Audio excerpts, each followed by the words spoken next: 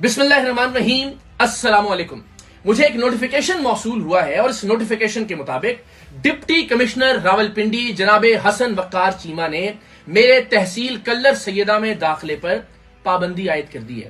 اب آپ ذرا سوچئے کہ حق خطیب کتنا با اثر اور کتنا طاقتور ہے۔ پاکستان کی ریاست، پاکستان کی حکومت، پاکستان کے ادارے، پاکستان کے دفاتر کس طرح سے اس فراڈ اور اس فتنے کے ساتھ کھڑے ہیں، اور آپ ذرا اس کی پہنچ کا اندازہ لگائیے اور اس کے خوف کا بھی عالم ملاحظہ کیجیے، اس کے ڈر کا بھی اندازہ لگائیے کہ یہ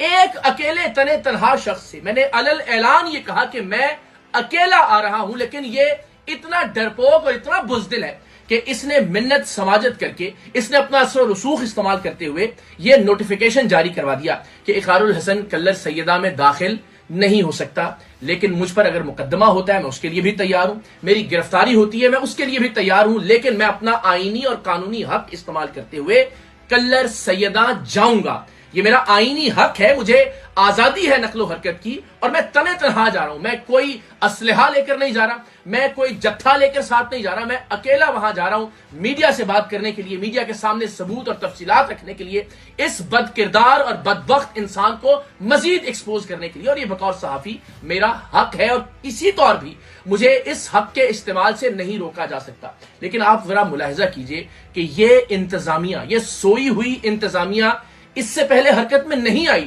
جب حق خطیب کے اڈے پر معصوم بچوں اور بچیوں کا قتل عام کیا جا رہا تھا، جب اس اڈے پر اسلام کا اور ختم نبوت کا نام استعمال کرتے ہوئے لڑکیوں کا جنسی استحصال کیا جا رہا تھا، وہاں مریضوں کے ساتھ، غریبوں کے ساتھ لوٹ مار کی جا رہی تھی۔ اس سے پہلے انتظامیہ کہاں تھی؟ پشت پناہی کر رہی تھی حق خطیب کی، اور آج کھل کر سامنے آ گئی ہے انتظامیہ بھی، ادارے بھی، اور آپ سب جانتے ہیں کہ ممکن نہیں ہے کہ اس ملک کے طاقتور افراد، اس ملک کے حکمرانوں کی مرضی کے بغیر ایسا ہو کہ ایک صحافی کو انڈیویجولی تنہا کہیں جانے سے روکیں۔ تو میں آپ تمام لوگوں کو یقین دلاتا ہوں کہ میں ہر نتیجہ بھگتنے کے لیے تیار ہوں۔ میں 24 مارچ دوپہر 12 بجے رواد پر انشاءاللہ تمام ڈیجیٹل میڈیا کے نمائندگان کو اور الیکٹرانک میڈیا کے نمائندگان کو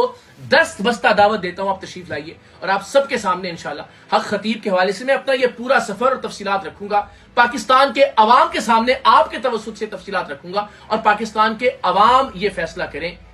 کہ حق خطیب کتنا بڑا فراڈیا ہے، کتنا بڑا جعل ساز ہے۔ آپ دیکھیے پوری مشینری حق خطیب کے اڈے اور حق خطیب کو بچانے کے لیے حرکت میں آ گئی، لیکن کسی غریب کو بچانے کے لیے یہ مشینری حرکت میں نہیں آئی، کسی مریض کو بچانے کے لیے اس مشینری کی جانب سے، اس ادارے کی جانب سے اور ان افسران کی جانب سے کوئی نوٹیفیکیشن جاری نہیں کیا گیا۔ حق خطیب کے لیے ڈپٹی کمشنر آفس بھی کھڑا ہے، پاکستان کے ادارے بھی کھڑے ہیں، اور میری گرفتاری کے لیے بھی تیار ہے۔ لیکن میں انشاءاللہ رواد پہنچ رہا ہوں، نتیجہ کچھ بھی ہو، مجھے جان سے بھی جانا پڑے، میں نے عرض کیا کہ میں انشاءاللہ پاکستان کی تاریخ کے سب سے بڑے اور طاقتور فتنے کے خلاف اپنے طور پر جد و جہد جاری رکھوں گا، اپنی آواز بلند کرتا رہوں گا۔ تو میں انشاءاللہ 24 مارچ کو رواد بھی پہنچ رہا ہوں، اور رواد 12 بجے میڈیا کے نمائندگان سے بات کرنے کے بعد میں کلر سیدہ بھی پہنچوں گا، پرامن طور پر اپنی بات کروں گا، اپنا موقف رکھوں گا۔ یہ میرا آئینی اور بنیادی حق ہے، اور اس حق سے مجھے محروم نہیں کیا جا سکتا۔